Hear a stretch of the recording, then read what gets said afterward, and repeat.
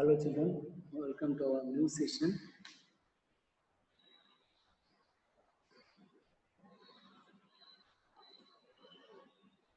So in the last session, we saw up to anti-colonial movements and deep colonization process in Asia.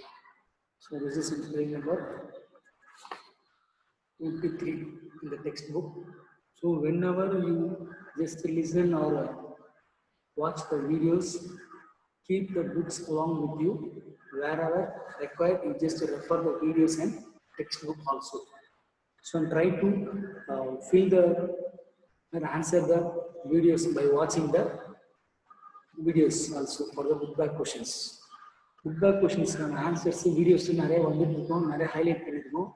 சில விஷயங்கள் வந்து I used to tell by orally. So follow the things and mark the answers.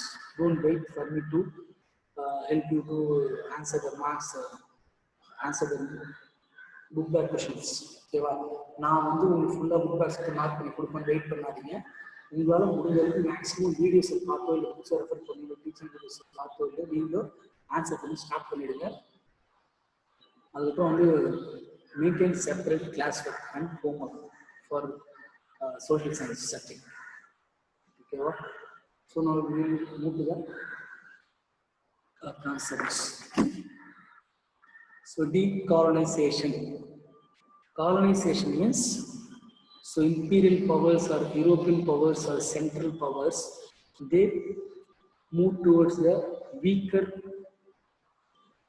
continents like Africa and Asia. They colonize or they dominate, they invade or they conquer the weaker nation. That is known as colonization.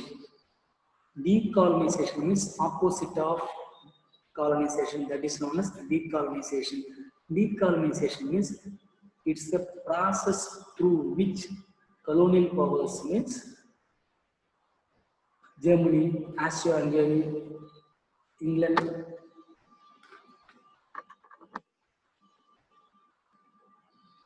France,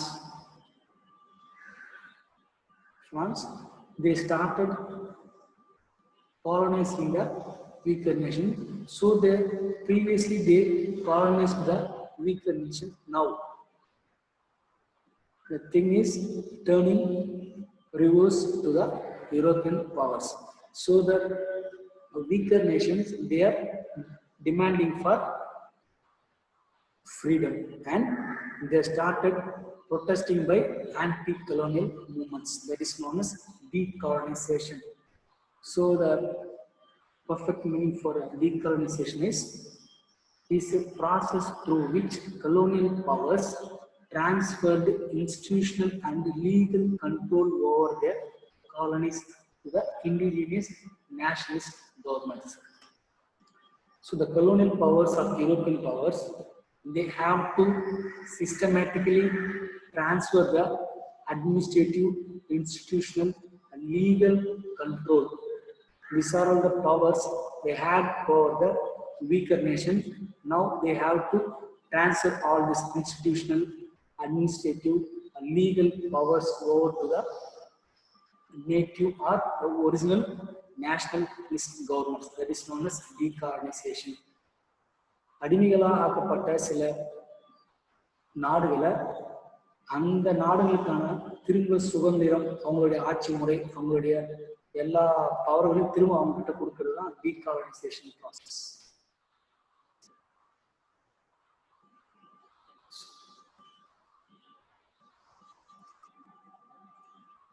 So by seeing the image itself, you can understand that South Africa and some of the other African nations were colonized by European powers. So now they are started anti-colonial movements. So by seeing this image itself, you can understand something. So என்னன்னா இந்த ஆப்பிரிக்க நாடுகள் எல்லாத்தையுமே இந்த European powers கொஞ்சம் கொஞ்சமா என்ன பண்றாங்க, போட்டி போட்டு ஆக்கிரமிப்பு பண்ணி அங்க இருக்கிற ரிசோர்ஸ் எல்லாம் சுரண்டி எடுத்து பயன்படுத்தி இருந்தாங்க. So after some years, what happened? The African continents or African countries, they started doing anti-colonial movements against the colonial powers or European powers. That is known as decolonization. So now we move to the next concept. So next concept is French Indo-China. So French Indo-China means French powers dominating the Indo-China borders or territories. So Indo-China means in those days, or sorry, in today's Cambodia, Laos and Vietnam. So this is known as Indo-China in those days. Indo-China means modern day Cambodia, Laos and Vietnam. That comprises Indo-China during those days. Sorry, during modern day. Indo-China என்னன்னா இன்னைக்கு காலகட்டத்தில் இருக்கிற Cambodia, Laos, Vietnam இது எல்லாமே சேர்ந்தது தான் இந்தோ-சைனா. இன்னைக்கு காலகட்டத்தில் இருக்கிற லாவோஸ், கம்போடியா, வியட்நாம் தான் அன்னைக்கு காலகட்டத்தில் இந்தோ-சைனாவா இருந்தது. ஓகேவா? So Indo-China also there is a anti-colonial movements were started by the Indo-China peoples. Indo-China means, so this is a one mark good back question. Remember this. Indo-China had shown its discontent means unhappy and unsatisfied right from the beginning of the French occupation. So Indo-China peoples, they are unsatisfied and unhappy towards the French colonization or French occupation since the 1887. So this concept is completely about French versus Indo-China. So since 1887, Indo-China was invaded or occupied by French people. So the Indo-China people started anti-colonial movements against the French peoples. That's what we're going to see in this concept. See, this is the image about anti-colonialism against Indo-China by Indo-Chinese peoples against the French. This is the image you can see. That's a clash between the French and Indo-China peoples. So while Indo-Chinese resisted the imposition of French language and the culture, they learned from them the ideas of revolution. So Indo-Chinese people, since 1887 onwards, they are resisting the or they are discontent or unsatisfied about the French colonization in Indo-China borders. And also after colonization of French by French leads to they severely resisting or revolting against the French peoples. So, and also the French peoples are forcing the Indo-China peoples to use the French language and follow the French culture. Like this and all they are forcing. So French peoples are French powers forcing the Indo-Chinese peoples to follow the French language and follow the French culture. And this led to a more discontent or unhappy towards the Indo-Chinese, and they started resisting the French peoples severely against the French. And also the Indo-Chinese learned from the ideas of revolution. So the Indo-Chinese, at one side, they are resisting or revolting against the imposition of French language and culture, and also they learned the French Revolution. From the French Revolution, they learned the idea of revolution or revolting or resisting against the colonial powers. So next point is, during the First World War, about 1 lakh Indo-Chinese fought in France and returned with the first-hand knowledge of how the French had fought and suffered during the war. So what this point tells is, so during the First World War I, 1 lakh Indo-Chinese peoples were used in the First World War by France to fight against the other nation. So after involving in the First World War I, 1 lakh Indo-Chinese peoples, they learned many of the first-hand knowledge, how to fight, how to do war, and how to use the other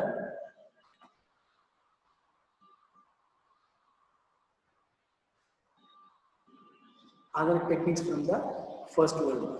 So Indo-Chinese soldiers were used by French people in the First World War to capture the weaker nations.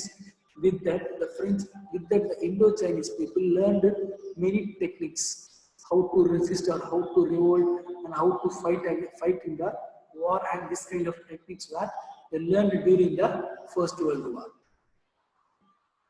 Communist ideas from mainland China were also a major influence.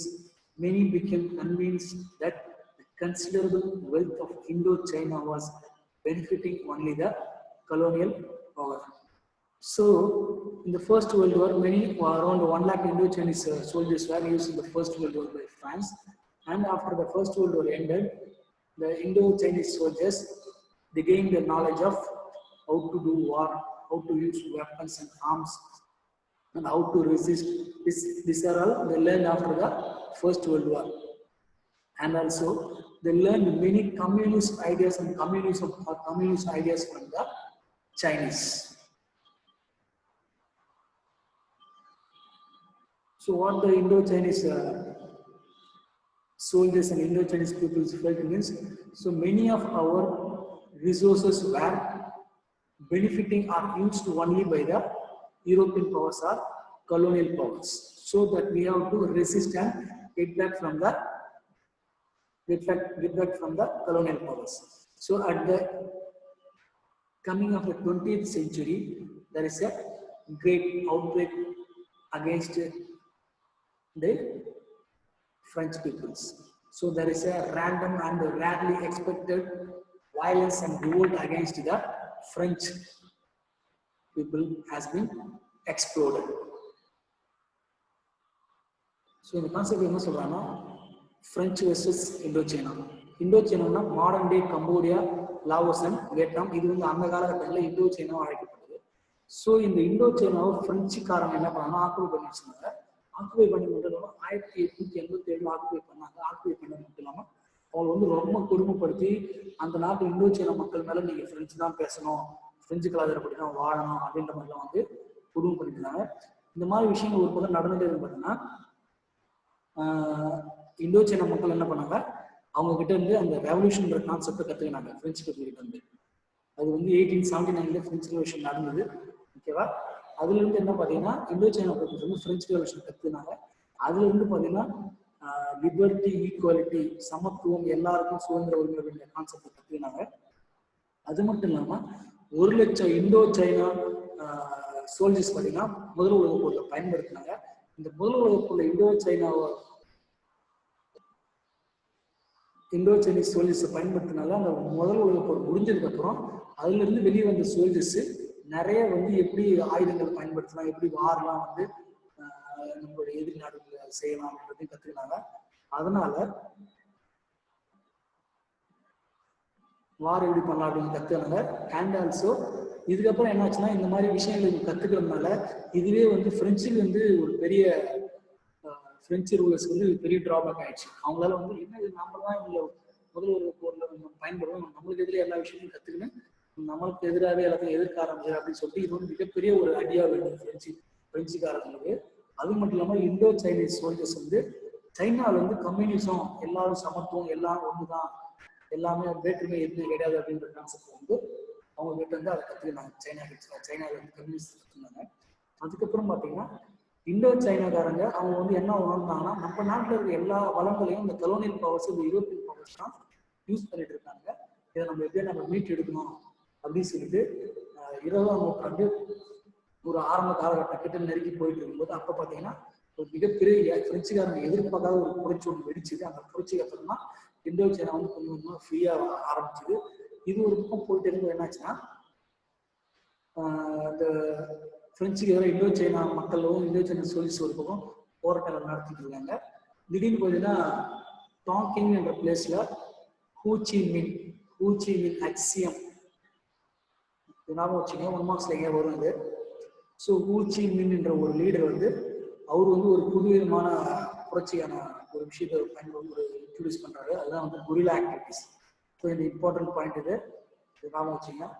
So this is the important technique which is used by a Ho Chi Minh against the French peoples.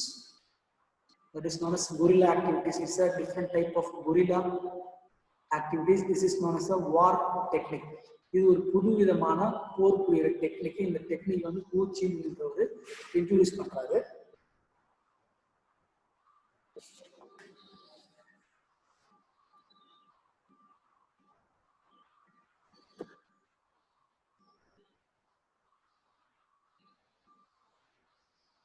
So அந்த டாங்கிங் என்ற பிளேஸில் நம்ம பார்த்தோம். இந்த இடத்துல வந்து இது வந்து வியட்நாமில் இருக்க ஒரு இடம் இது. இந்த இடத்துல இப்போ நம்ம கான்செப்டே நம்ம ஃபுல்லாக நம்ம எங்கே பார்த்துருக்கோம், கம்போடியா, லாவோஸ் அண்ட் வியட்நாமில் பார்த்துருக்கோம். ஸோ இந்த இடத்துல இந்த மாதிரி ஒரு நிறைய போர் இந்தோ சைனீஸ்க்கும் ஃப்ரெஞ்சுக்கும் நடந்துட்டு காலகட்டத்தில் இந்த பிளேஸ்ல டாங்கிங் என்ற ஊரில் ஒரு போர் முறையை பயன்படுத்தி ஹூ சி மின் என்ற ஒரு லீடர் உருவாகிறாரு. அவர் என்னெல்லாம் பண்ணாருன்றத அடுத்த ஸ்லைடில் பார்ப்போம். The emergence of Viet Minh. So the Ho Chi Minh has been given a new name. So this leader or this person is known as a Ho Chi Minh, who is from Vietnam. So he came and introduced a new war technique known as guerrilla war technique. So after coming of Ho Chi Minh, what are the changes happened? Let me see in this slide. The mainstream political party in Indochina was the Vietnam Nationalist Party. So in Indochina, there is an important national party was emerged, that is known as Vietnam Nationalist Party, formed in 1927, and it was composed of wealthy and middle class sections of population. So there is a new political party that was introduced in 1927. The name of the political party was Vietnam Nationalist Party. That Vietnam Nationalist Party fully consists and comprised or includes of wealthy, only rich and wealthy, along with that middle class sections of the population of Indochina has been included in the Nationalist Party. So in the National Party, mainly they had a wealthy and middle class sections of the population has been added or included in the Vietnam Nationalist Party they added. So in 1929 problem, the Vietnamese soldiers mutinied. So in the last slide or previous slide we saw that Indo-Chinese soldiers, they started mutinied. Mutinied means they started against or refusing or resisting the this Vietnam Nationalist Party. And so in the year 1929, the Vietnamese or the Indo-Chinese soldiers, they mutinied and against the Vietnam Nationalist Party, which was introduced in 1927. So, and after that, that attempt was failed, and along with that to kill and there was a failed attempt to assassinate the French governor general. So on the one side in 1929, Vietnam soldiers, they resisted and against the Nationalist Party, and one more incident that took place or failed. So the Vietnam soldiers, they trying to assassinate the French governor general. Assassinate means to kill. Assassinate means to kill. So on the one side in the year 1929, they were trying to mutiny or refuse or resisting against the Vietnam Nationalist Party, and also there was an attempt that took to kill the French governor general was failed. So almost all their steps were repressed and which were abandoned or stopped by the Vietnam Nationalist Party, and this followed. And following these two incidents, followed by a large-scale peasant revolted by the communists. So, in 1927, Vietnam Nationalist Party form பண்றாங்க. அதுல பாத்தீங்கன்னா மெயினா யாரும் பாத்தீங்கன்னா பணக்காரங்க, நடுத்தர மக்கள் அவங்க தான் இருக்கிறாங்க. அப்படி இருக்கும்போது பாத்தீங்கன்னா அந்த 1927 ஃபார்ம் பண்ணதுக்கு அப்புறம் 1929 இந்த வியட்நாம் சோல்ஜர்ஸ் அந்த கட்சியை ஃபுல்லாவே எதிர்க்கிறாங்க. ஒரு பக்கம் எதிர்ப்பு தெரிவிச்சிருக்கும் போது என்ன பண்றாங்கன்னா அந்த நாட்டுல அந்த காலகட்டம் ஆளுகிற ஒரு பிரெஞ்சு கவர்மெண்ட் ஜெனரல கொலை முயற்சி பண்றாங்க. அப்படி முயற்சி பண்ணலாம், அந்த முயற்சி வந்து வெற்றிகரமா முடியாதால என்ன பண்றாங்க, அதை தொடர்ந்து இன்னொரு விஷயம், இந்த விவசாயிக அந்த பெசன்ட்லாம் என்ன பண்றாங்கன்னா விவசாய மக்கள்லாம் கூடின கம்யூனிஸ்ட் தலைமையில ஒரு புரட்சி வெடிக்குது. அந்த புரட்சியும் பாத்தீங்கன்னா அதுலயும் பெருசா வந்து வெற்றி கிடைக்கல. இந்த பக்கம் அந்த சோல்ஜர்ஸ் வந்து 1929 அந்த கட்சியை எதிர்க்கிறாங்க, இருக்கக்கூடாதுன்னு அதுலயும் தோல்வி. ஒரு பக்கம் அந்த பிரெஞ்சு கவர்மெண்ட் கொலை பண்ணணும் முயற்சி பண்றாங்க, அதுலயும் தோல்வி. அதுக்கப்புறம் கம்யூனிஸ்ட் தலைமையில அந்த விவசாய போராளிகள் என்ன பண்ண போராடுறாங்க, அதுலயும் பார்த்தோம்னா அதுலயும் வந்து வெற்றிகள், அதுலயும் தோல்வி. So all this were lead to the complete crash down or a defeat of the Indo-China or Vietnamese soldiers were defeated by the French peoples or the French rulers. So this incident or this is known as a white terror. So I think so there is a question relating this will come. So be careful in this area. So என்னாச்சுன்னா இந்த மாதிரி போராட்டங்கள் வெடிச்சுக்கிட்டே இருக்கும்போது இந்த பிரெஞ்சுக்காரங்க என்ன பண்ணாங்கன்னா ஒரு மிகப்பெரிய ஒரு தாக்குதல் நடத்துறாங்க. இந்த தாக்குதல்ல இந்த தாக்குதலுக்கு தான் ஒயிட் டெரர்னு சொல்றாங்க.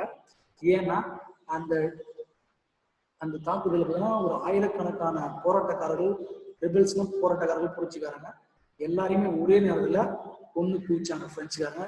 That's why it's known as a white terror.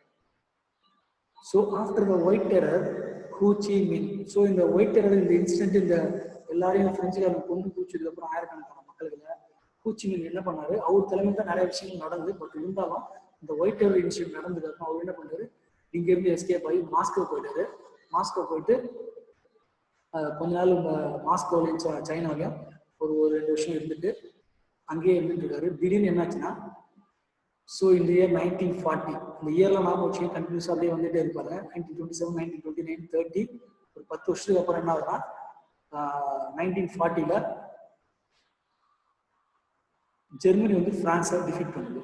So Germany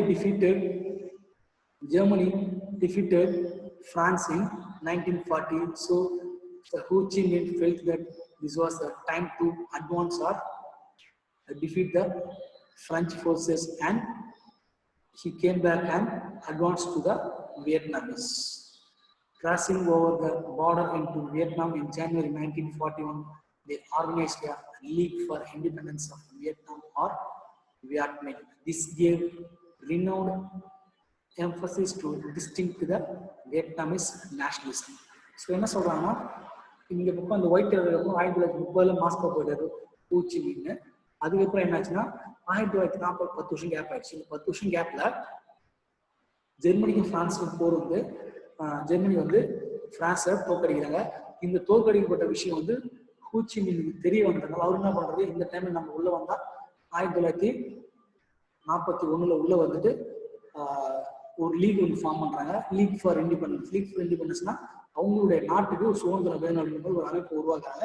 இந்த அமைப்பு கீழே நம்ம போராடினா கண்டிப்பா நம்மளுக்கு சுதந்திரம் கிடைச்சிடும் அப்படின்ற கான்செப்ட்ல அந்த அமைப்பை உருவாக்கிட்டு போராட ஆரம்பிக்கிறாங்க. ஸோ இந்த இமேஜையும் பாருங்க, இந்த இமேஜ் எல்லாம் பார்த்தாலே உங்களுக்கு ஒரு புரியும் எங்க போனாங்க, எந்த வார் கான்செப்ட் எப்படி வந்தது, யார் என்ன இருந்தாங்கன்னு தெரியும். ஸோ இந்த ரெட் கலர்ல காமிக்கிறதுலாம் பார்த்தீங்கன்னா ஹோ சி மின் வந்து பாம்பை யூஸ் பண்ணது, போராட்டம் பண்ணது, இது எல்லா இடங்கள்லாம் காமிக்கிறது. இதுதான் அந்த லீடரு. ஸோ இது மூணு next slide. So Ho Chi மின்னை பற்றி தனியாக ஒரு சின்னதாக ஒரு ப்ளூ பாக்ஸில் புக்கில் கொடுத்துருக்காங்க, அதை இந்த மாதிரி கமெண்ட் பண்ணியிருக்கேன். ஸோ ஹூச்சிமின்றவர் இவர் தான். அவர் வந்து பார்த்தீங்கன்னா இவரை பற்றி கொஷின்ஸ் ஃபீட்பேக்கில் இந்த பேஜ் ஞாபகம் வச்சுங்க. அப்படின்னு சொல்கிறது கொஞ்சம் கவனமாக கவனிச்சுங்க. இந்த வீடியோ நான் சென்ட் பண்ணுறேன். ஓகேவா? ஹூச்சிமின் ஆர் வியட்நாம் 1890 1969 பிறந்தாரு. So he was born Ho Chi Minh. He was born in 1890 and he died in 1969 in Tonkin. Okay, so some of his articles means some writing works in the newspapers came, especially the pamphlet or revolt or revolution against the French, that is known as French colonialism on trial. So this may come in 1 mark. Remember this, French colonialism on trial.